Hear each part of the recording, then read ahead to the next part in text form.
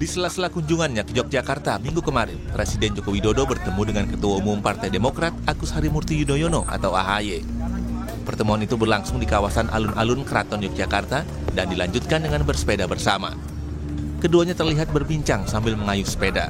Perbincangan berlanjut di salah satu warung makan di kota Yogyakarta sambil menikmati sarapan bersama. Usai bertemu Joko Widodo, AHY tidak merinci isi perbincangan mereka dan hanya mengaku sengaja olahraga bersama sambil menyapa warga Yogyakarta. Jokowi dan tentunya menyapa masyarakat di Yogyakarta dan dari berbagai daerah yang lagi hari ini di Yogyakarta. Jadi kita senang sekali sambil cari keringat, olahraga dan menyapa masyarakat. Seperti diketahui, hubungan antara Partai Demokrat dengan pemerintahan kini kian dekat setelah memutuskan untuk mendukung Koalisi Indonesia Maju yang mengusung Prabowo Gibran. Padahal selama Jokowi menjabat, Demokrat selalu berada di luar pemerintahan. Bahkan sempat pula AHY diisukan masuk kabinet. Sementara itu, Koordinator Staf Sus Presiden Ari Dwi Payana melalui pesan singkat kepada Kompas TV menyatakan pertemuan dengan Mas AHY membicarakan mulai hal-hal yang ringan-ringan sampai dengan persoalan kebangsaan dan situasi perpolitikan di tanah air. Setelah sekitar 45 menit sarapan, terus sama-sama balik menuju Gedung Agung. Sampai di depan Gedung Agung, Mas AHY pamit pada Bapak Presiden untuk melanjutkan agenda berikutnya. Pertemuan Jokowi dengan Ketua Umum Koalisi Indonesia Maju tidak kali ini saja. Sebelumnya Jokowi sempat bertemu dengan Ketua Umum Gerindra yang juga Capres nomor urut 2, Prabowo Subianto. Keduanya terlihat makan malam di salah satu restoran di Jakarta.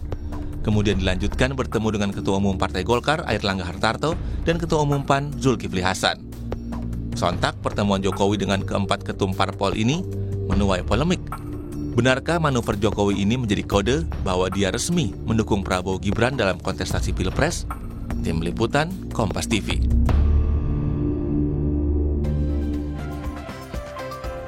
Saudara, dengan adanya pertemuan Presiden Joko Widodo bersama Ketua Umum Partai Demokrat Agus Harimurti Yudhoyono ini menjadi pertemuan yang keempat kalinya. Setelah sebelumnya Jokowi juga sempat bertemu dengan Ketua Umum partai politik lainnya yang juga partai pengusung Koalisi Indonesia Maju dengan Capres-Cawapresnya Prabowo Subianto dan Gibran Rakabuming Raka. Nah, pertemuan Joko Widodo ini menjadi tanda tanya besar. Benarkah dia sudah memihak? Dan benarkah Jokowi resmi mendukung pasangan 02 Prabowo Gibran? Kita akan bahas soal ini pagi hari ini dengan sejumlah narasumber. Di antaranya adalah Maman Imanul Haq, juru bicara Timnas Amin, Anies Muhaimin. Lalu juga nanti akan bergabung melalui sambungan virtual ada Herzaki Mahendra Putra, jubir TKN Prabowo Gibran. Dan yang sudah bergabung juga di virtual ada Ahmad Baidowi, Direktur Eksekutif Komunikasi Politik TPN Ganjar Mahfud. Nanti juga akan bergabung bersama kita pengamat politik UGM Nyarwi Ahmad. Selamat pagi, Bapak-bapak. Pagi. Ya, saya sebenarnya yang punya hajat nih, Bang Zaki nih belum gabung nih. Saya tanya dulu ke Kang Maman. Kang Maman, tanggapan Anda setelah melihat pertemuan Presiden Joko Widodo dengan Partai Demokrat, Ketua Umum Partai Demokrat sebelumnya juga sudah bertemu dengan Ketua Umum Partai politik lain. Ini apakah menurut Anda ini semakin menegaskan bahwa Presiden ingin memastikan bahwa dia sudah berpihak ke pasangan 02? Iya, dari awal publik sudah melihat bahwa Presiden Jokowi memang memihak ke pasangan 02. Tetapi dari sisi etis kepemimpinan memang kelihatan sekali moralitas politiknya sudah tidak terlihat sebagai seorang pemimpin nasional. Karena kalaupun misalnya beliau di istana melihatkan ada regulasi yang tidak dilanggar oleh Presiden ketika kampanye, tetapi regulasi itu bisa dipahami dengan 3 langkah. Pertama, sebagai Presiden Jokowi harus cuti dulu. Yang kedua, Presiden kalau setelah cuti, dia harus menjadi tim sukses untuk pasangan tersebut. Dan yang ketiga, harus tidak ada keterkaitan sama sekali dengan salah satunya capres atau cawapres, karena itu akan menumbuhkan kecurigaan tentang tebalnya nepotisme. Ini tentu menjadi sebuah presiden yang buruk untuk demokrasi Indonesia, di mana cawe-cawe seorang pemimpin nasional pada salah satu pasangan padahal seharusnya menjadi seorang wasit yang menjaga kualitas demokrasi, itu dilihatkan. Karena legasi terpenting dari seorang Jokowi itu bukan pembangunan infrastruktur, tetapi dia harus menjaga kondisivitas, menjaga kualitas demokrasi, dan juga mengawal konstitusi. Tetapi dari sisi lain, saya ingin menegaskan kembali, kalau dari permainan catur, Mas Radi, ketika seorang permainan catur, ketika menteri, apalagi raja turun tangan dan lain sebagainya, itu adalah bentuk kepanikan dan kemungkinan pertahanannya kebobolan. Ini menjadi pembicaraan luas di tengah masyarakat, sehingga ini justru memacu kami di 01 untuk terus bisa meyakinkan publik bahwa pertarungan hari ini adalah pertarungan bagaimana kita menjaga kualitas demokrasi dengan meyakinkan visi misi kita bisa diimplementasikan demi mencapai Indonesia yang lebih baik, Indonesia emas di 2045. Baik. Kalau kata Kang Maman, ini kalau ibarat main catur sudah panik akan kalah begitu kira-kira ya Kang Maman, karena beberapa kali presiden sudah kalau dibilang Kang Maman tadi cawe-cawe gitu untuk pemenangan Prabowo Gibran. Kalau dari Mas Awi tadi kalau kata Kang Maman ini panik. Mas Awi juga punya pandangan yang sama bahwa pasangan 02 yang sepertinya sudah terang-terangan didukung oleh Presiden Jokowi ini juga sudah mulai panik begitu dengan kondisi saat ini? Ya, artinya itu menunjukkan bahwa 02 tidak percaya diri kalau tanpa endorser dari Joko Widodo. Artinya apa? Gembar-gembor bahwa target satu putaran didukung oleh prakondisi melalui hasil survei, itu kan sebenarnya tidak sesuai dengan kondisi real di lapangan. Karena kita tahu lembaga survei yang mempublish 50% lebih itu kan ya lembaga-lembaga survei yang kadang baru muncul. Tapi apapun itu sah-sah saja dilakukan karena Gibran itu anaknya Jokowi. Tidak ada di dunia ini orang tua rela melepaskan anaknya ke gelanggang, dibiarkan begitu saja. Anak saya aja ikut lomba 17-an tiap tahun itu, saya deg-degan juga gitu. Jangan kalau kalah gimana, apalagi ini ikut kontestasi di tingkat nasional, yakni urusan pilpres.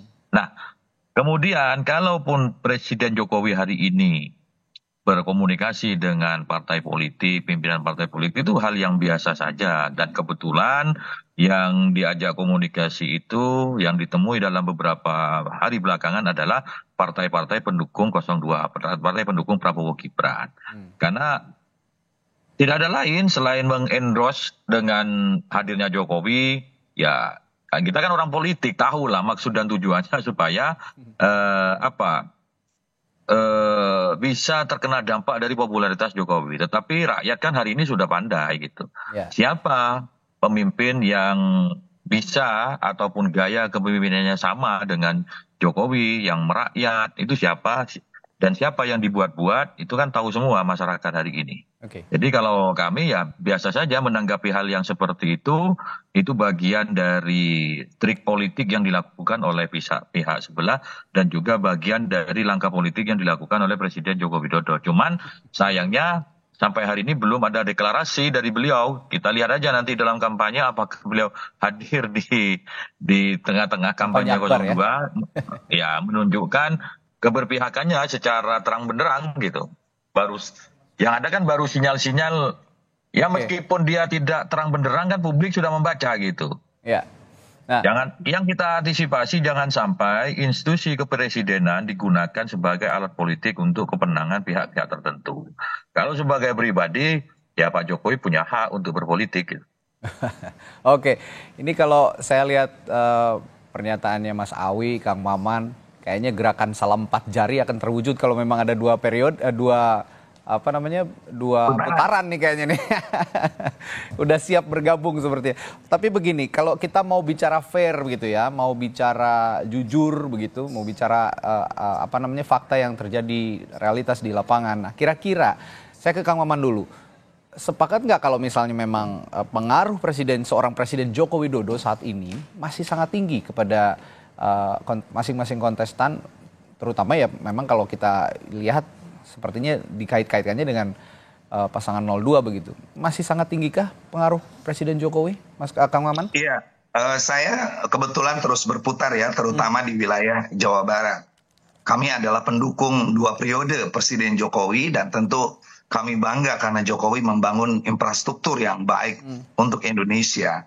Tetapi hari ini kami menyayangkan ketika pembangunan infrastruktur itu ternodai oleh langkah-langkah seorang Jokowi yang menunjukkan dukungan terhadap bagaimana pelanggaran konstitusi soal keputusan MK, bagaimana demokrasi tiba-tiba dicederai dengan cara pemihakan secara sepihak, walaupun beliau berargumen bahwa itu sesuai dengan aturan. Di balik semua aturan harus ada etika kenegaraan, harus ada moralitas kebangsaan yang harus dijunjung. Itulah yang sebenarnya kami sangat sayangkan. Sehingga hari ini para pendukung Jokowi tentu merasa kecewa dengan apa yang dilakukan oleh seorang pemimpin yang kita dambakan ketika awal kemunculan dan kita dukung 2 periode. Masyarakat melihat ada perubahan signifikan yang dilakukan oleh seorang Presiden Jokowi dan ini menyisakan sebuah kegamangan, menyisakan sebuah kekhawatiran dan tentu juga mengurangi atau menggerus dukungan. Jadi kalau hari ini Jokowi masih menganggap bahwa dukungan masyarakat itu besar seperti dukungan di periode pertama dan kedua kemarin, itu sangat salah. Masyarakat hari ini justru teredukasi baik oleh kampanye atau debat masing-masing capres. Lalu ketika ketiganya sudah memperlihatkan perdebatan-perdebatan yang lumayan panas, edukatif, membuat masyarakat tercerahkan, kenapa harus ada yang cawe-cawe pemimpin nasional? Tidak perlu dilakukan sebenarnya. Sekali lagi saya ingin katakan, legasi terbaik yang kita nanti dari seorang Presiden Jokowi adalah mengawal kualitas demokrasi. Legasi terbaik dari seorang Jokowi pasca dia akan mengakhiri jabatannya di bulan September yang akan datang itu adalah bagaimana rakyat merasa sangat gembira dengan pesta demokrasi tanpa ada cawe-cawe kekuasaan, tanpa ada sistem yang diarahkan, tanpa ada intimidasi yang ditiupkan. Dan masyarakat akan senang mengenang Jokowi sebagai bapak infrastruktur Indonesia yang terbaik tanpa merusak demokrasi. Ya, sebelum saya ke Kang Awi, di studio sudah hadir analis politik dari Universitas Gadjah Mada, Mas Nyarwi Ahmad. Pagi, Mas Nyarwi. Pagi, Radi. Ini udah kehujanan ya, pagi-pagi macet nih kayaknya. Ya, belakang tadi itu. Oke, saya akan minta analisisnya dulu nih dari Mas Nyarwi. Pertemuan Presiden Jokowi kemarin dengan Ketua Umum Partai Demokrat Agus Harimurti Yudhoyono. Apa yang Anda maknai dari pertemuan ini? Ya, yang pertama jelas pertemuan itu pengen memperkuat ya dugaan saya dukungan dari partai-partai ya pendukung 02. Kita tahu Demokrat menjadi bagian dari pengusung Prabowo Gibran ya. Dan saya kira ini rangkaian juga dari pertemuan-pertemuan dengan ketua-ketua umum partai yang lain ya. Sebelumnya juga ada Pak Airlangga gitu ya, dan saya kira juga beberapa ketua umum partai yang lain yang mungkin tidak terpublikasikan ya oleh media. Tetapi kenapa yang menarik adalah dilakukan pertemuan itu dugaan saya ini kan menjelang detik-detik pemilu 14 Februari nanti ya. Dan kita tahu ya Bung Radi ya, ada misalnya dalam studi perilaku pemilih itu ada namanya split ticket voting ya. Jadi biasa itu pemilih memilih partai tapi tidak sepenuhnya gitu ya akan memilih pasangan capres cawapres 100%. Jarang yang sampai 100%. Ya, ada yang mungkin sampai 80 untuk partai-partai yang partai ID-nya bagus gitu, tapi ada juga yang rata-rata 65 bahkan 50 ya. Di beberapa data survei itu terpotret saya lihat. Nah, saya kira dengan beberapa tadi misalnya Mas Dowi ya yang menyampaikan meragukan ya misalnya bahwa data-data survei mengatakan ada berapa di antaranya 50% ke atas gitu ya.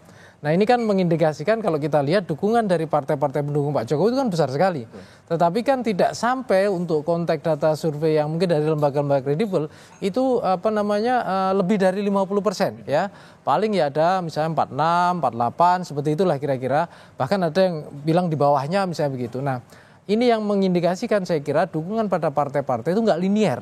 Ya dengan dukungan pada pasangan capres cawapres dan sekali lagi kita juga ditunjukkan di beberapa data misalnya untuk swing voter ya, misalnya untuk konteks pilpres itu masih mungkin sekitar 15%. Ya, untuk undecided voter pun juga bisa sekitar mungkin 6-8%. Artinya apa? Kinerja partai ini yang saya kira Pak Jokowi itu berusaha untuk mengepus. Walaupun kemudian orang bertanya, ini sebenarnya yang nyapres siapa gitu ya. Tetapi apapun itu tadi misalnya Kiai Maman juga menjelaskan bahwa berharap bahwa legasi Pak Jokowi itu ya demokrasi itu yang bagus seperti itu gitu ya. Tetapi tadi itu ya ini kan saya kira juga bagian dari upaya mungkin ya ada argumen-argumen lah ya dari pihak istana yang mungkin mempertimbangkan bahwa ada semacam ya pertimbangan-pertimbangan untuk konsolidasi ketemu tokoh-tokoh partai untuk memastikan pemilu berjalan lancar. Tapi kan dugaan-dugaan kritis dari termasuk para tim 01 maupun tim 02 kemudian kan bisa aja berpikir masa sih hanya ngobrolin soal itu kan gitu. Nah ini yang kemudian saya kira wajar akan menjadi pembicaraan publik, Bung Radi. Sekarang kita akan gali bocorannya nih dari juru bicara TKN Prabowo Gibran yang juga dari Partai Demokrat, Bang Herzaki Mahendra. Pagi Bang Zaki. Ya, selamat pagi. Suara saya terdengar jelas, Bang? Oke. Nah, kita minta bocorannya nih, apa yang diobrolin? Benar gak Presiden Jokowi ini memastikan bahwa partai-partai ini, ayo dong, kita buat satu putaran aja gitu? Ya, pertama begini ya, pertemuan kemarin berlangsung ya hangat dan ramah ya. Memang pagi hari itu Mas Ahaye dan Pak Jokowi bersepeda bareng keliling-keliling ya, mengelilingi ruas-ruas jalan sekitar alun-alun. Nah, di saat bersepeda pun kan juga sudah ada rekamannya, maka berbincanglah masalah-masalah ya keseharian yang dengan santai. Hanya memang ketika di ujung ya, ketika selesai bersepeda ada diskusi-diskusi yang lebih serius gitu.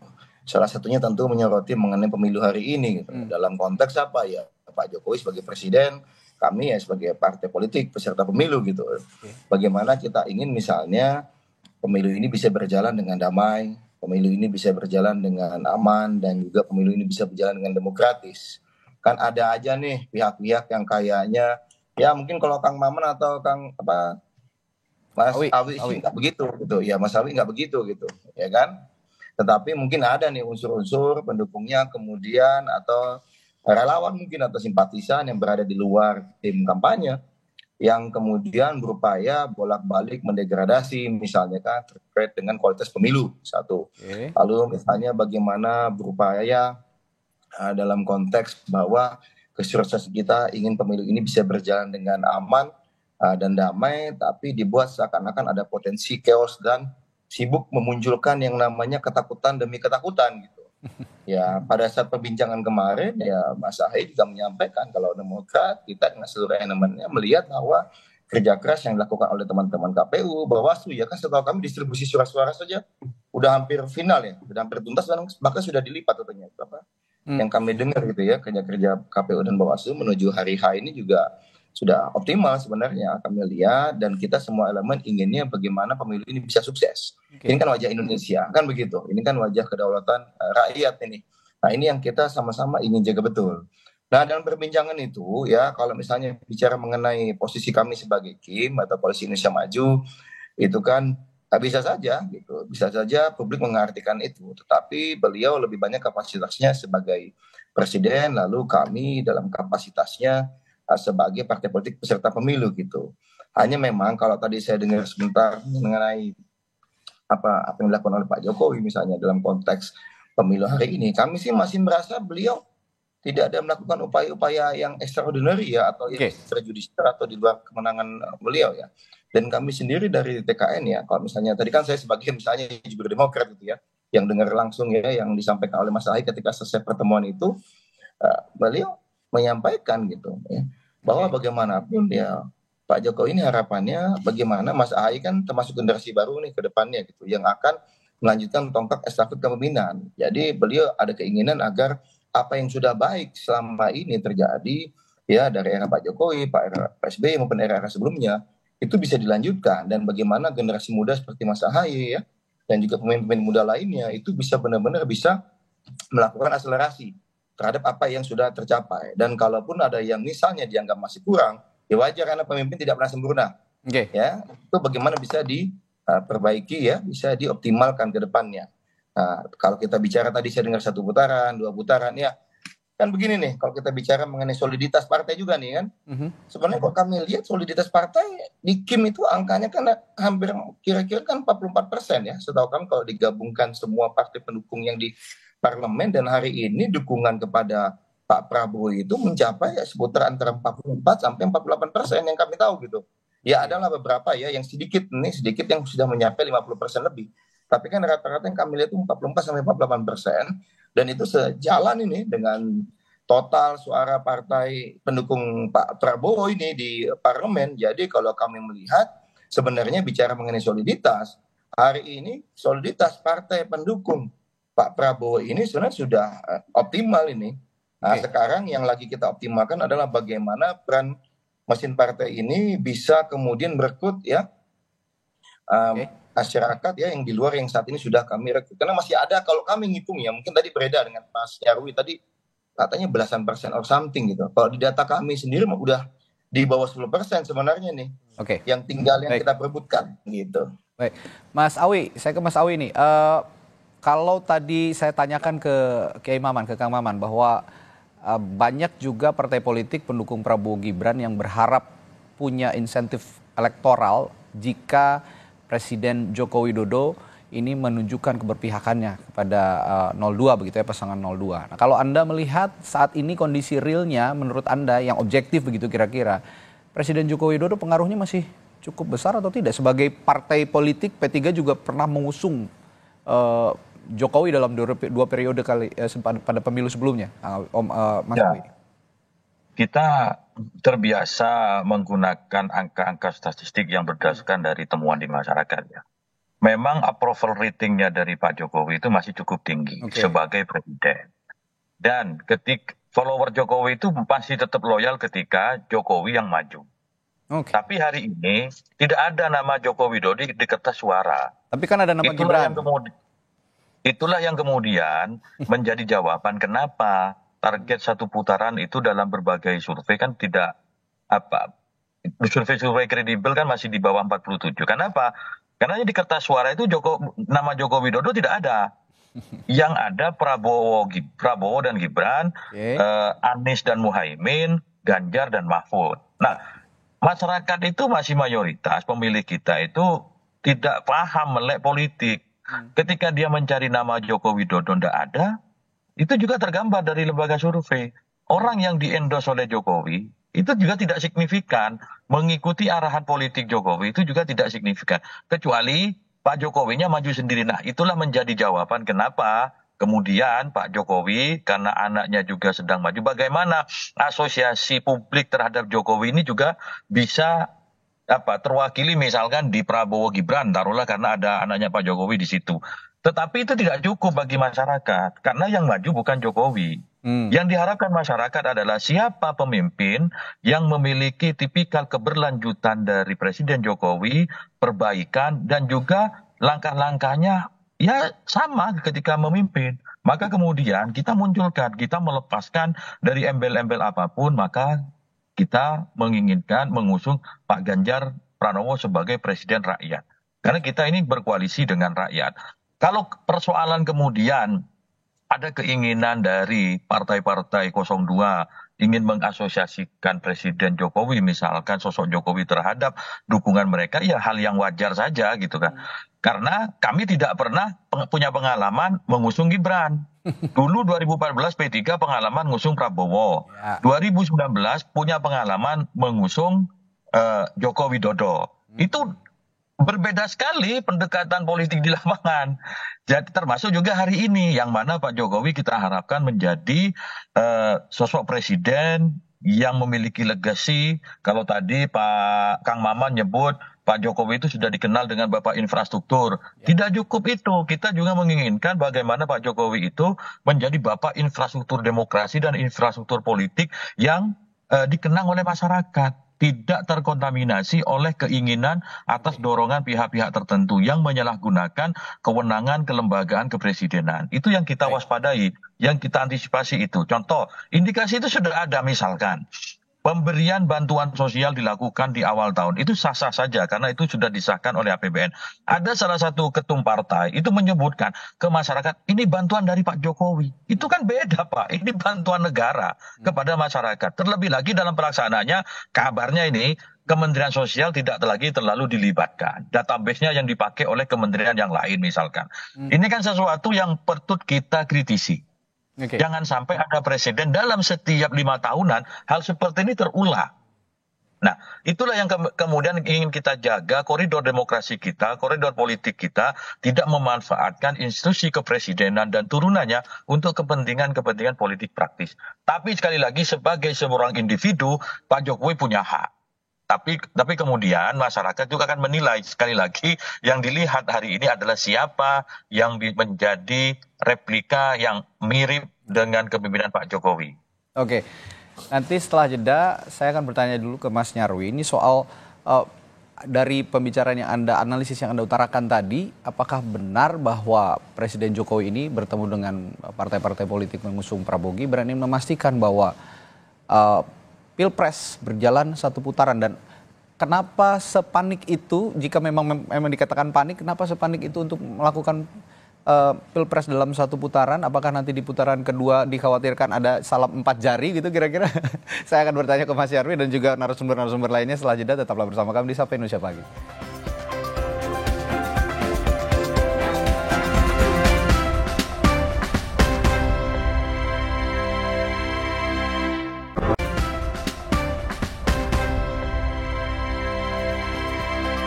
Kembali di Sapa Indonesia Pagi. Mas Nyarwi, kalau di analisis yang Anda sampaikan pada paruh sebelumnya tadi, apakah benar bahwa, ini koreksi kalau saya salah, kalau pertemuan Joko Widodo dengan sejumlah partai politik ini untuk memastikan bahwa Pilpres ini harus berjalan satu putaran, dan kenapa harus satu putaran? Kenapa kalau memang 2 putaran? Apakah memang ada kepanikan dari kubu 02 kalau memang berjalan 2 putaran? Jangan-jangan ada gerakan 4 jari yang bergabung katanya dari 01 dan 03. Menurut pandangan Anda seperti apa? Ya, kalau misalnya kalau kita lihat soal kepanikan ya, tentu di publik nggak terlihat, dan kalau kita tanya semua tim pasti akan confident ya jawabannya. Betul. Tetapi kan kita lihat dari beberapa contoh ya, data survei misalnya, itu kan kalau misalnya aman di satu putaran, tentunya untuk data survei Prabowo Gibran itu mestinya paling bagus lah ya, itu kan 56, 5 sekian gitu, tapi kan belum ada yang mencapai itu ya. Maksudnya kalau kita lihat dengan approval rating Pak Jokowi yang masih tinggi sekitar 80-an, itu gapnya masih terlalu tinggi gitu loh. Untuk ke sana. Idealnya mendekati lah ya, bisa 50 atau mendekati 60 seperti itu. Nah, yang kedua juga saya kira juga ada banyak juga yang mengatakan bahwa resources Pak Jokowi ini besar, tapi dukungan dari suara yang ada itu sepertinya seperti mentok gitu, ada yang mengatakan begitu. Itu perlu dicek data surveinya dari sumber-sumber juga ya. Nah, terlepas dari itu saya lihat juga Bung Randi ya, ini kan juga muncul ya tadi yang Anda sebutkan itu soal suara-suara kritis yang salah satunya beberapa hari yang kemarin itu kan muncul salam 4 jari. Kalau kita ingat salam 4 jari gitu, sebenarnya ini kan untuk 02 salam 2 jari yang mengingatkan juga ketika Pak Jokowi dulu 2014 dan 2011 khususnya 2000 itu ya era pertama itu kan salam 2 jari ya, slang itu yang cukup terkenal ya. Nah, yang saya lihat gitu, ini kan seperti salam 2 jari versus 4 jari. Dan sebelumnya juga kita lihat kan ada di berita juga bisa kita simak, di mana dari mobil kepresidenan keluar juga itu salam 2 jari kan gitu. Betul. Nah, ini yang kemudian saya kira ada suara-suara kritis yang di level pemilih itu saya kira potensial. Kalaulah tidak merontokkan, tapi paling enggak ikut memperlambat ya usaha-usaha dari kubu 02 untuk meningkatkan tingkat dukungan dari pemilih. Nah, ini yang saya lihat kenapa misalnya pilar dalam kampanye itu kan banyak ya Bung Randi ya. Bisa partai politik, bisa relawan dan juga bisa masyarakat di luar itu gitu ya. Belum lagi netizen dan seterusnya ya. Nah, ini yang saya kira bisa jadi kubu 02 itu resource-nya besar, tetapi memang boleh dibilang ketemu dengan medan yang terjal ya, sehingga tidak semulus gitu ya, yang mungkin dibayangkan oleh ya orang-orang punya harapan lebih tinggi. Nah, kondisi-kondisi ini yang saya lihat gitu ya, ya Pak Jokowi ini kan influencer yang sangat berpengaruh. Tadi Mas Baidowi menyebutkan ya, kalau dibilang daya pengaruh masih sangat tinggi gitu loh. Cuma kemudian kan pertanyaannya seberapa misalnya daya pengaruh, daya magnetik lah ya, kalau dalam bahasa saya ya, dari Pak Prabowo maupun Pak Gibran ini untuk menarik ya daya dukung pemilih. Apakah bisa mendekati Pak Jokowi apa enggak? Ataukah misalnya kehadiran Pak Jokowi itu bisa kemudian walaupun tidak secara simbolik atau secara eksplisit menyatakan saya sedang bekerja untuk Anda loh, tidak misalnya, atau saya mendukung, tidak juga misalnya. Cukup kemarin ini dikatakan boleh berkampanye kira-kira gitu, tapi bukan berpihak kira-kira gitu. Tapi kan keberadaannya itu kan publik juga membaca bahwa secara simbolik kehadiran Pak Jokowi di sana itu juga dalam banyak hal dianggap banyak menguntungkan 02 kira-kira gitu. Apalagi dilihat di sana ada namanya Pak Gibran yang merupakan anak Pak Jokowi atau Pak Presiden Jokowi di sana. Nah, ini yang saya kira upaya-upaya ya keberadaan Pak Jokowi dalam berbagai hal itu akan menjadi sorotan dan kemudian dianggap bahwa ini sebagai upaya untuk katakanlah memberikan semangat moral juga ini kepada tim 02 untuk yang sering katakanlah punya semangat luar biasa untuk satu putaran. Tapi balik lagi memang medannya juga tidak mulus-mulus amat, kira-kira gitu. Ya, medan terjal ini yang dihadapi oleh pasangan 02 untuk mencapai misi satu putaran dalam Pilpres. Nah, saya kan ke Kang Maman. Kang Maman bicara Pilpres satu putaran, dua putaran begitu. Sepertinya kalau bicara logikanya, bicara logisnya dan realitasnya saat ini masih yang seperti dikatakan Mas Nyarwi tadi, masih banyak medan yang terjal untuk menuju satu putaran. Sepertinya ya memang kita akan menghadapi Pilpres dalam dua putaran begitu. Nah, jika memang nanti dalam kedepannya Pilpres ini berlangsung dua putaran, skema yang dirancang oleh Timnas Amin, terutama menghadapi kekuatan elektoral yang punya pengaruh besar terhadap pasangan 02 melalui Presiden Joko Widodo. Kira-kira apa strateginya? Iya, yang pertama tentu kami 01 harus bersyukur karena survei-survei terus menunjukkan bahwa pasangan Anies Mohaimin ini terus merangkak naik gitu. Nah, yang kedua, hari ini Timnas itu bergerak. Misalnya ketika capres kami melakukan kampanye kemarin di Bandung, maka hampir seluruh titik yang Timnas itu datang, misalnya saya kemarin pegang di daerah Sumedang, lalu saya ada di Solo, lalu beberapa teman lagi di beberapa daerah, itu melakukan pertemuan yang begitu masif. Pertama, kami ingin meyakinkan bahwa seluruh pendukung 01 harus datang di TPS. Yang kedua, harus mengawal suara jangan sampai ada kecurangan. Dan yang ketiga, kami terus melakukan konsolidasi di seluruh lini kami, termasuk kelompok milenial dan lain sebagainya. Dan kami tentu sudah mulai menghitung bahwa kalau nanti masuk di putaran kedua, maka strategi apa yang kami lakukan termasuk komunikasi dengan pihak-pihak. Karena orang yang mendukung 02 hari ini pun itu di putaran kedua mungkin juga berubah pilihan. Karena kita lihat sekarang bagaimana kampanye-kampanye Anies, kampanye-kampanye Gus Mohaimin, dan juga seluruh tim nasional, tim daerah, mesin-mesin partai, relawan, dan lain sebagainya, kita melihat bahwa ada antusiasme masyarakat untuk mengawal demokrasi ini. Inilah pasangan yang menjadi kekuatan karena kita didukung sama rakyat. Oleh sebab itu, satu hal lagi yang selalu kita tekankan bahwa tidak boleh ada ujaran kebencian. Tidak boleh kita melakukan kampanye-kampanye tanpa data, tanpa fakta, dan lain sebagainya.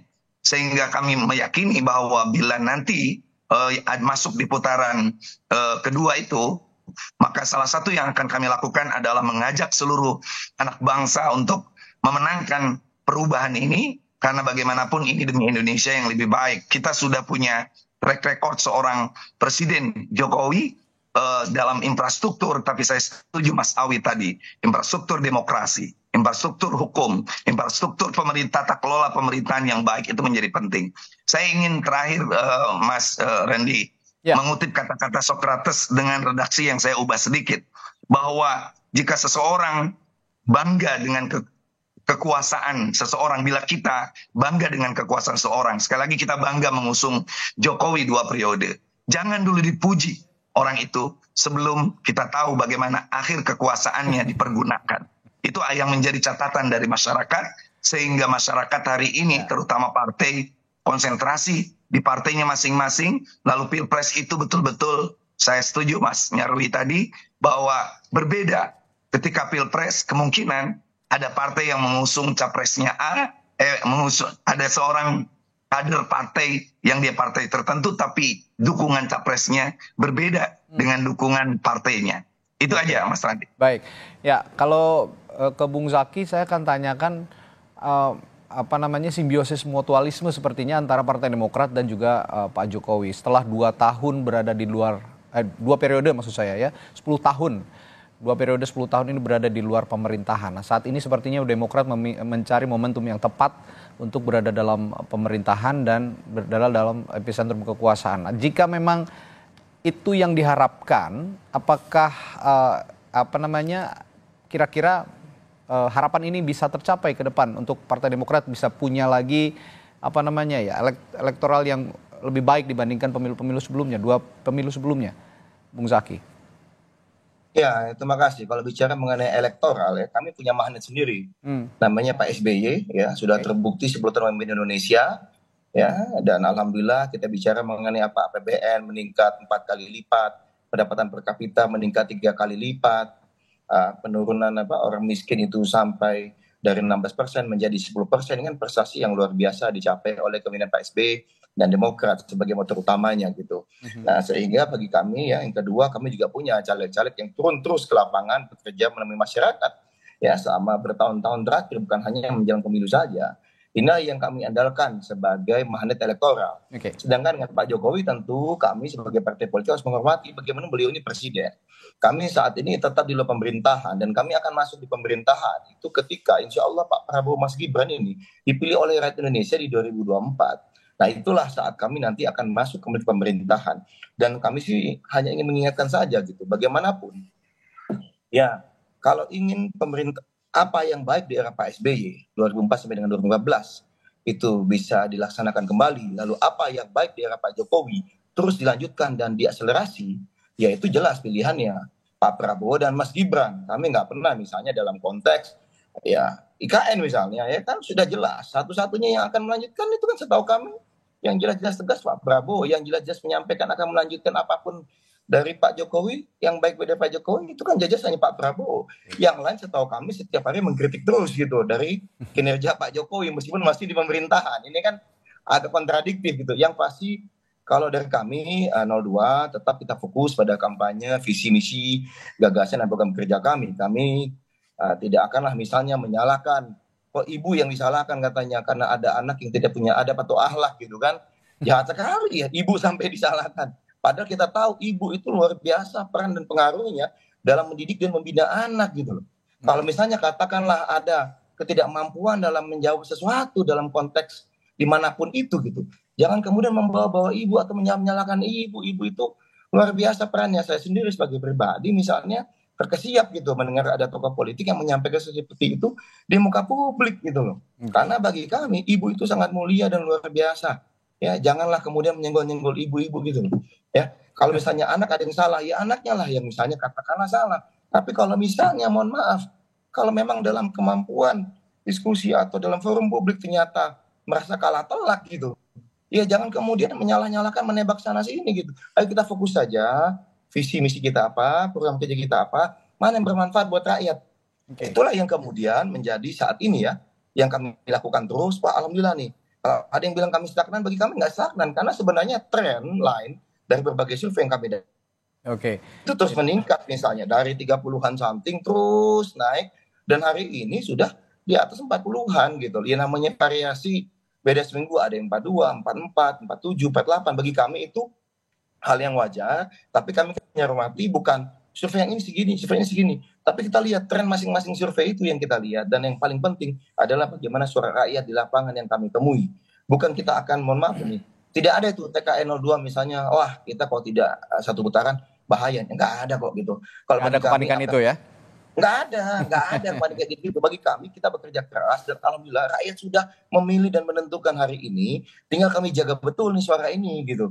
Ya kan, jangan sampai misalnya pemilu ada kecurangan nantinya gitu ya kan. Dan kami yakin saat ini kita semua ada 3 pasangan calon, semua pasti jaga betul nih di TPS. Ya. Kalau mau curang gimana kita bingung juga. Menurut kami kok ada masih pihak yang bilang curang kita bingung. Berarti jadi kalau punya saksi. Jadi gitu. Kalau pilpresnya 2 putaran siap ya TKN ya? Ya tentu kita siap bagaimanapun. Alhamdulillah dukungan kita sudah punya basis yang solid. Nanti Mas Kang Maman, misalnya Mas Awi mau gabung, kami sangat terbuka gitu loh. Yang kami bingung ini kalau yang kami bingung belum selesai pertandingan ada yang udah menyerah kalah gitu, ya kan? Lalu siap-siap koalisi. Nah ini kami nggak mengerti ini pola pikirnya. Mungkin rakyat melihat pola pikir gitu, wah ini nggak bakal menang. Ngapain kami memilih? Malah kami melihatnya seperti itu nih, ada arus di lapangan yang melihat bang kok sebelah merasa udah nyerah kalah ya. Ya udahlah bang, tadi saya mikir masih belum gede, tapi akhirnya geser ke kami ya. Kalau kami alhamdulillah ya, apapun itu kita berjuang, kita dengarkan suara rakyat, kita jaga betul demokrasi kita. Makasih, ayo Kang Maman, Mas Awi, selama ini pertarungan berjalan dengan baik. Ayo kita optimalkan ya. Mari kita biarkan rakyat memilih hati nurani dan aspirasi. Ini sepertinya juga Mas Zaky juga bersiap-siap untuk 2 putaran dengan merayu Kang Maman sama Mas Awi ini. Gitu kira-kira. Tapi sepertinya komunikasi yang intensif sejauh ini, yang intensif terlihat di publik itu dari 01 dan 03. Nah saya ke Mas Awi. Mas Awi, jika memang nanti 2 putaran, skema yang akan dipertimbangkan oleh Ganjar Mahfud begitu kira-kira, akan memang meminta semua dukungan yang tersisa dari pasangan 01 atau 02, atau justru memang ke 01 nih sepertinya tujuannya untuk bisa mengarungi putaran kedua nanti? Komunikasi politik dilakukan oleh dengan siapapun, termasuk juga dengan partai-partai politik yang di 02 dan juga 01. Namanya komunikasi politik kan tidak dibatasi oleh ruang dan waktu. Ya. Nah, soal komunikasi politik itu jangan langsung dimaknai menyerah kalah. Justru teman-teman yang menjajaki komunikasi itu kan bicara ke depan. Ya memang berbeda ketika melihat Mas Zaky setahun yang lalu dengan hari ini memang berbeda gaya bicaranya, tapi itu hak gitu kan. Itu hak politik gitu kan. Contoh tadi nyinggung IKN gitu kan. Sepertinya kayaknya ada fraksi Demokrat itu di DPR yang kencang-kencang tentang IKN baru 2-3 bulan terakhir berbeda ya. Kita hormati saja lah, itu hal yang lumrah gitu kan. Namanya aja posisinya sudah beda gitu kan. Tapi begini, terkait dengan hal yang akan dilakukan oleh Ganjar Mahfud, jelas dari awal bahwa kita ini merupakan keberlanjutan, perbaikan, dan percepatan dari yang dilakukan oleh Presiden Joko Widodo. Yang dilakukan Joko Widodo ini bagus, kita sudah 2 periode bergabung dengan Presiden Joko Widodo, itu sudah bagus. Maka kita akan tingkatkan, kita percepat apa yang selama ini melambat-lambat, kita percepat. Maka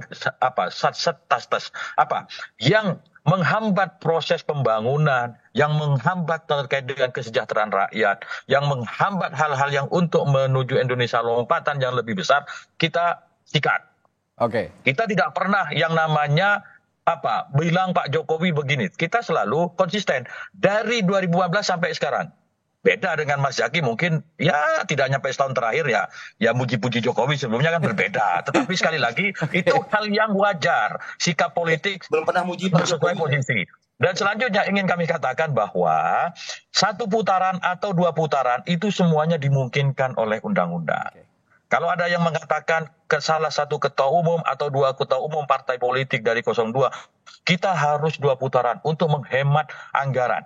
Itu kan bagian dari upaya. Ya boleh-boleh aja, tetapi kami mengingatkan 2 putaran itu juga sah. Karena apa? Konstitusi kita itu mensyaratkan bahwa pemenang Pilpres adalah mengantongi suara 50% plus 1 dan menang 20%, mengantongi 20% di 50% provinsi. Nah, hal inilah yang kemudian kami prediksi akan sulit 2 putaran. Itu konstitusi yang memberikan jalan, undang-undang pemilu memberikan jalan.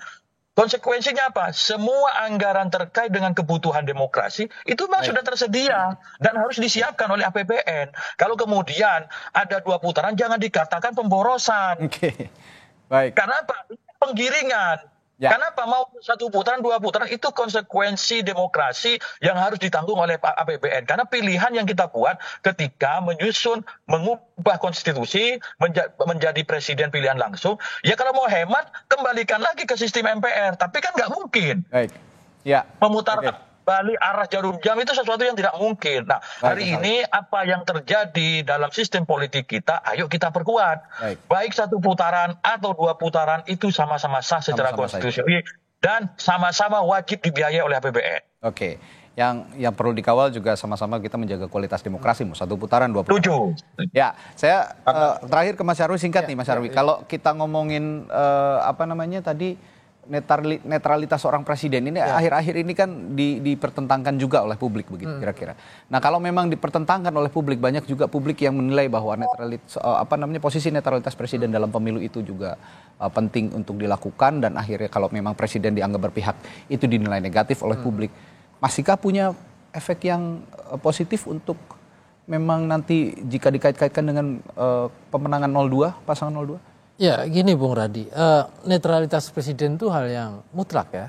Dan kalau kita lihat statement secara terbuka, Pak Jokowi hanya bilang presiden boleh kampanye, tapi keberpihakan itu kan tidak disampaikan. Ya, kita itu tahu itu. Tetapi kan seringkali publik menafsirkan. Contoh ketika menyampaikan statement presiden boleh berkampanye, sampingnya ada Pak Prabowo masalahnya. Di sana bukan kandidat yang lain. Nah, itu kan tafsirnya macam-macam. Tapi oke lah. Presiden itu kan punya tanggung jawab yang bukan saja dia kepala pemerintahan, tapi kan kepala negara. Dan di Undang-Undang Pemilu itu kan juga ada kewajiban secara bersama-sama, karena KPU dan penyelenggara itu kan melapor ke DPR dan juga ke Presiden tentang penyelenggaraan pemilu yang jurdil, ya adil, jujur, adil dan seterusnya, itu untuk menjaga integritas pemilu berlangsung dengan baik. Jadi keberadaan presiden dalam posisi netralitasnya itu penting sekali. Tetapi kan memang ada suara-suara kritis ya. Kemudian melihat bahwa presiden ini posisinya kok lebih dekat kira-kira ya dengan 02. Nah, ini yang seringkali gitu ya. Itu kemudian sampai hari ini gitu kita itu kan memang belum ada ya undang-undang kayak undang-undang kepresidenan atau undang-undang yang kemudian mengatur akuntabilitas ya. Kinerja presiden, kepala negara dan kepala pemerintahan. Dan ini yang kemudian termasuk dalam konteks pemilu ini kerasa sekali. Kalau nggak dalam konteks pemilu orang nggak kerasa gitu. Tapi dalam konteks pemilu ini itu sangat kerasa sekali. Sehingga muncul perdebatan soal asumsi-asumsi ini presiden ada yang menganggap nggak netral, ada yang menganggap netral kok kan gitu. Kenapa? Karena tidak ada misalnya eksplisit. Tetapi tadi beberapa misalnya disampaikan juga dari para tim-tim yang lain. Itu kan misalnya ada personalisasi politik ya. Jadi bansos yang itu bantuan negara gitu menjadi menjadi narasinya bantuan, itu contoh lah ya. Jadi implikasinya panjang. Itu kalau kita urai ke sana tentu saya kira diskusinya kemana-mana, Bung Radi ya. Tapi intinya bahwa kita berharap ya pemilu itu berintegritas, pemilu berlangsung baik, dan keberadaan presiden itu menjadi pengayom ya, menjadi sosok yang netral, menjadi sosok yang bisa memberikan kenyamanan ya bagi semuanya. Kita kira-kira itu. Ya, mau 1 putaran, mau 2 putaran seperti yang saya katakan tadi, kualitas demokrasinya yang harus dijaga. Pun ada keberpihakan dari seorang presiden, diharapkan juga ya bolehlah berpihak, bolehlah berkampanye begitu, tapi tidak lantas juga menggunakan perangkat negara untuk memenangkan pasangan tertentu, dan cukup di dalam hati saja kalau pemimpin yang berwibawa sepertinya begitu ya kira-kira. Baik. Terima kasih untuk masing-masing narasumber saya pagi hari ini. Ada Kang Maman Imanul Haq, juru bicara Timnas Amin, Herzaki Mahendra Putra, juru bicara TKN Prabowo Gibran, Ahmad Baidowi, Direktur Eksekutif Komunikasi Politik TPN Ganjar Mahfud, dan juga pengamat politik Universitas Gadjah Mada, Pak Nyarwi Ahmad, telah berbagi perspektifnya pagi hari ini. Selamat pagi Bapak-Bapak, sehat selalu, sampai jumpa lagi. Ya, pagi.